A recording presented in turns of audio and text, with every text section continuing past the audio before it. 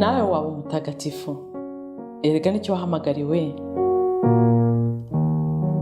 Niki twakwigira ku batubanjirije? Ibuka igihe ubatizwa. Kuva ubu no mu bugingo bw'iteka ubaye urugingo rwa Kristo, we musaserdoti, umuhanuzi n'umwami. Ngaya amagambo wavugiweho.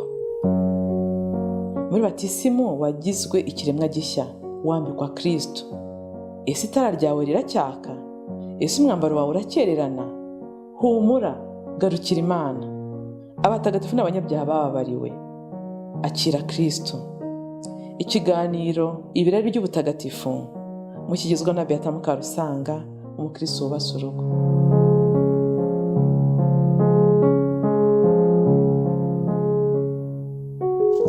Bakunzi b'ikiganiro ibirari by'ubutagatifu, muraho neza? Kristo Yezu akuzwe. Hashize igihe kinini tutongeye kuganira, ariko si kinini cyane. Mu minsi ishize twaganiriye kuri Yosefu Mutagatifu, ibiganiro bye murabikunda.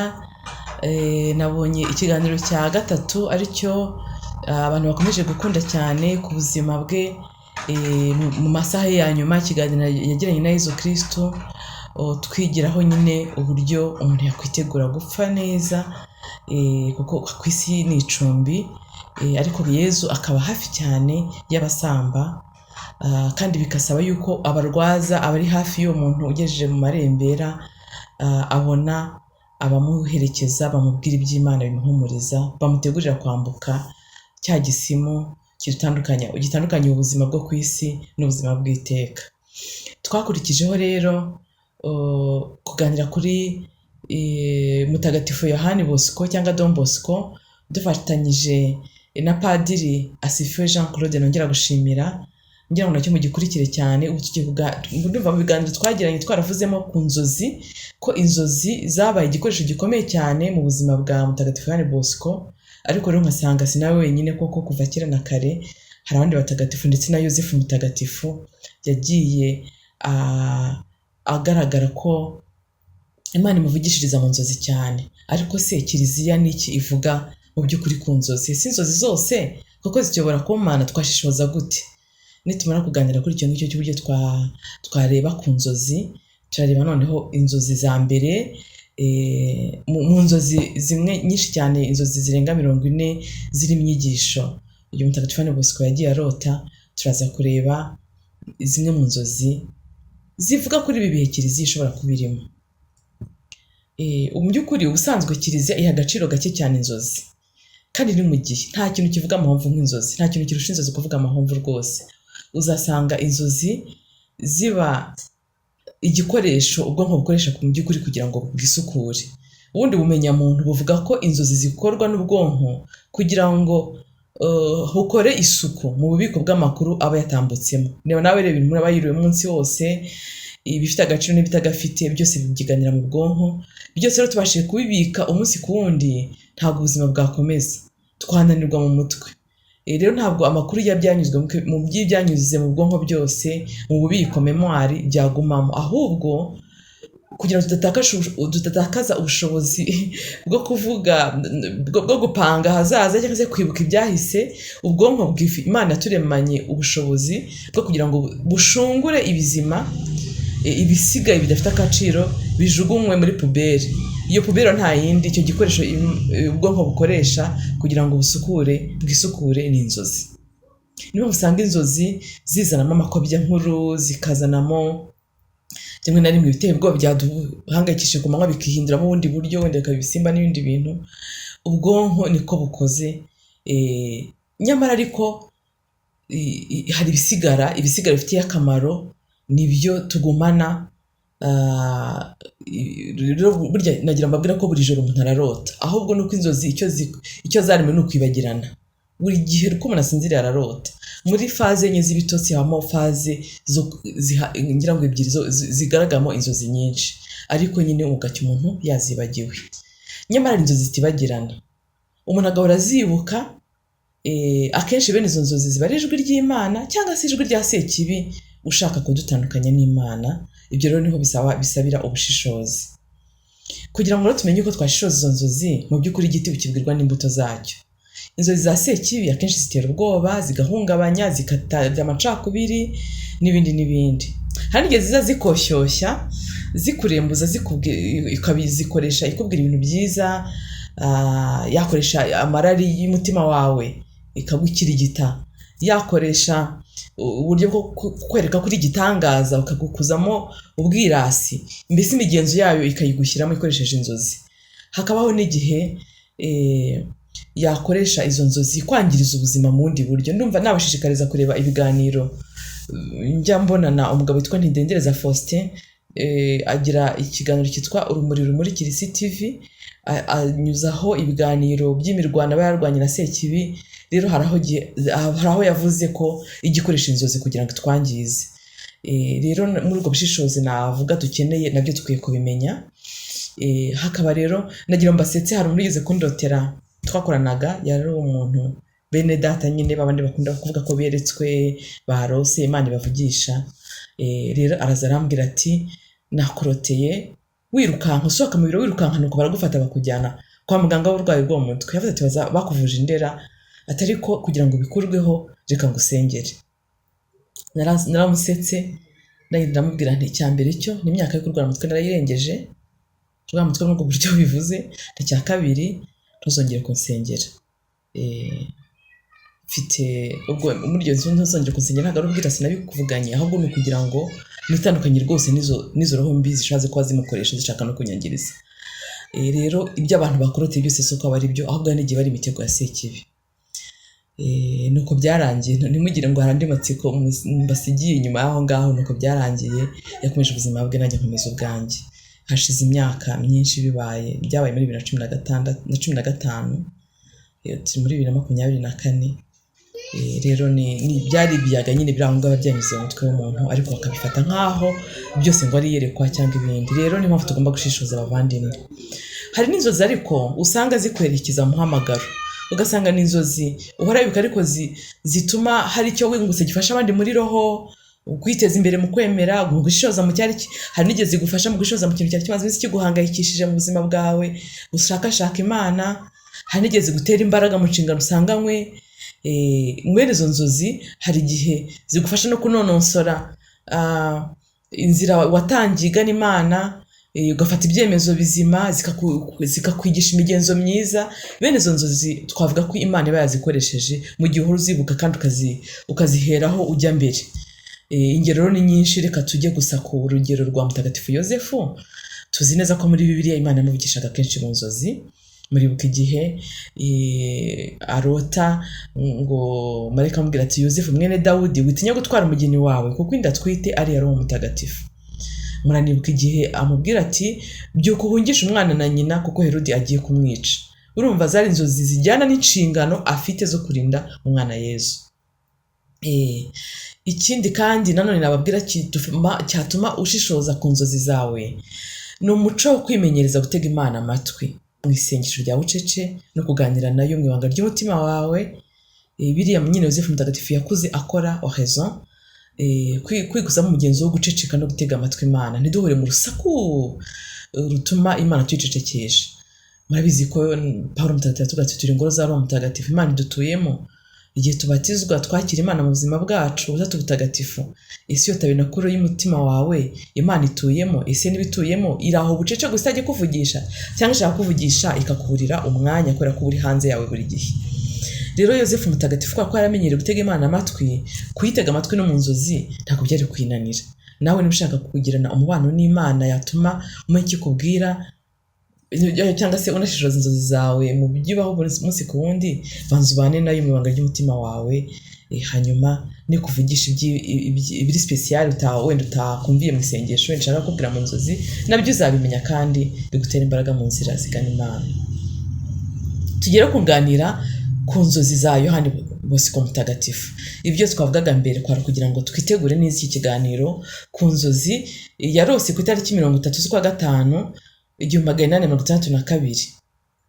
Muribuka ko Padiri Asife Jean Claude atubwiye ko inzozi zabaye igikoresho gikomeye cyane Imana yakoresheje mu buzima bwa Yohani Bosco Mutagatifu. Mu muhamagaro we afite imyaka 8 yarose ari gukiranura abana barwanaga akoresheje imbaraga. Bikira Mariya amwereka yuko yeza amwereka Bikira Mariya ko ari uzamufasha kubarera, mbese inzozi zimwerekeza muhamagaro kurera badakoreshejwe amahane ahubwo mu rukundo n'ubwumvikane n'ibindi n'ibindi. Yakomeje gukora inzozi zitandukanye. Nagira ngo muri aka kanya mbaganirize ku nzozi yarose, kandi hari ukuntu yazirotoreraga abana nyine bamuteze amatwi bamaze nko kurya, bataramye bagiye kuryama akabaroterorera inzozi yarose nk'igikoresho Imana ishatse gukoresha kugira ngo ibanyureho ibahugura. Bari bafitanye ubucuti budasanzwe n'abari abana yareraga ku buryo byababwiraga ukibaza ese koko byari bijyanye n'ubushobozi bw'abari abana bwo kubyumva. Nk'izo ngiye kubabwira zirotoreye bari abana ntabwo nzi imyaka bari bafite, ariko wakwibaza ese bashatse kumva icyo yashatse kubasobanurira, namwe mufashe mu byumve hanyuma mumbwire niba mwabyumvise koko. Yarabwiye ati nimutekereze muhagararanye hamwe nanjye mu mazi magari y'inyanja hafi y'inkombe, muhagaze ku rutare ruri hagati mu mazi, maze ntimugire ikindi kintu mubona uretse ibiri muri iyo nyanja. Muri ayo mazi utaheza amaso ukabona ubwato bwinshi cyane bwiteguye intambara, maze muri bwo hagasohokamo imyambi irasa igakomeretsa kandi igatobora icyo irashe cyose. Ubwo bwato bukabamo ibifaru byikoreye ibibunda, intwaro z'amoko yose, intwaro zituritswa, yewe n'ibitabo. Ayo mato aragenda asatira ubundi bwato bunini cyane busa ukwabwo, kandi buruta ubundi bwose, burasa ku mutwe w'imbere wabwo. Mbese ubwo bwato buri mu nyanja bwinshi cyane busa nk'ubwataka nk'ubutera, ubwato bunini bwihariye bugenda burasa ku mutwe wabwo. Ubwo bwato buruta ubundi bwose kandi bwikwije intwaro, bufite n'ibibufasha twagereranya nk'indege, yaza ngo ni nka za vaisseau spatiaux, ngo zikabuha amabwiriza kugira ngo butsinde abo banzi babwo. Ariko ngo umuyaga ntabwo ubufasha kujya mbere, ahubwo umuyaga urimo urafasha abanzi babwo kuwusatira, le vent est contraire. Amazi arimo imivumba myinshi asa n'arimo afasha abanzi ba bwa bwato bunini.